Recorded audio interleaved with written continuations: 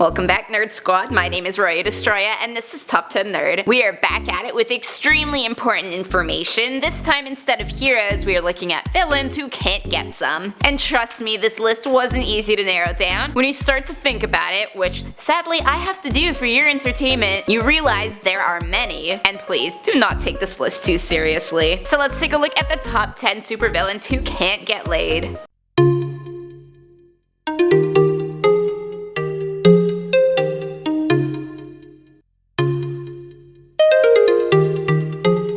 In the number 10 spot is Egg Foo. Okay, let's crack down right from the start. He's an egg. Not much more to that, is there? Never mind the fact that he is a flagrantly offensive Asian stereotype. Not to mention he's got a terrible mustache my dad wouldn't be caught dead with. Never mind he is hellbent on world domination. Even if he wanted to, even if somebody took pity on him, there's no way he's getting his yolks whisked anytime soon. Coming in at number 9, we got Toad. Mortimer Toynbee was not played the greatest hand in life. He was abandoned as a baby, picked on as a kid, and latches on to anyone who shows him the slightest bit of affection. And according to Scarlet Witch, who was a crush of his mannerisms, lack of hygiene, and appearance were repulsive. Ain't nobody gonna be asking what that super long tongue do, boy. Next up at number 8, we have SNOWFLAME. Ah yes, SNOWFLAME, the supervillain who is fueled by snorting excessive amounts of cocaine. Super age appropriate, of course. Now while SNOWFLAME probably tries to get ladies in the sack for a drug-fueled romp, we have learned from seeing what happens with Floronic Man that anyone who touches SNOWFLAME will feel a contact high from the drugs and, as these girls have discovered, likely pass out. So maybe it's best to put a big red nope on this one.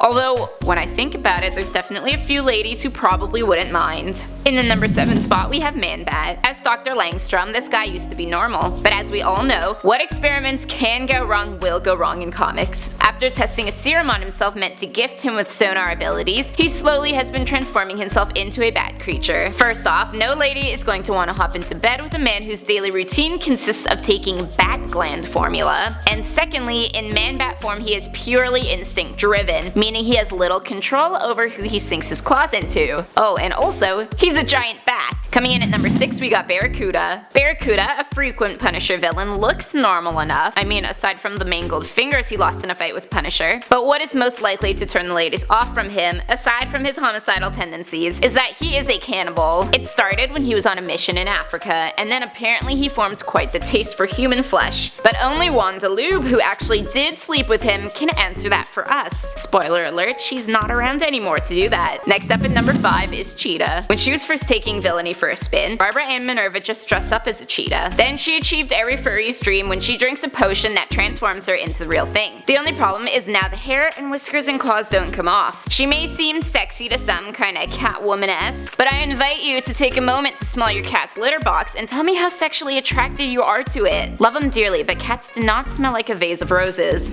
Up next at number 4, we got Parasite. We don't even have to look past this guy's appearance to understand why the ladies aren't lining up, but there are many ugly villains out there, so why is this guy special? Because he's hungry. Really uncontrollably hungry for life force all the damn time. It's like me and pasta. His body can't be sustained unless he is feeding all the time, so you just know he's not gonna take the hour or so out of his day for loving, even if he could, which he can't really. In the number 3 spot, we have Ragdoll. Peter Merkel Jr. was the son of the original Ragdoll, and to please his dad, he underwent surgery to install cybernetic joints to be super flexible and bendy. Not a bad thing in the bedroom, so his problem doesn't lie there. Where he does have a problem is actually having the required hardware at all. His genitals were surgically removed because he considered them a bother. Because who needs them anyway? Coming in at number 2 is Freak. The Spider-Man villain injected himself with animal gene fluids thinking they were drugs. Drugs are bad, kids, you should have gotten that by now here. What emerges can best be described as a skinless exposed sack of flesh. And then you've got the acidic saliva and toxic spores coming off his body and you're set to be celibate for life. Not that he cares anyway. To him, it is all about the drugs. And finally, in the number 1 spot, we got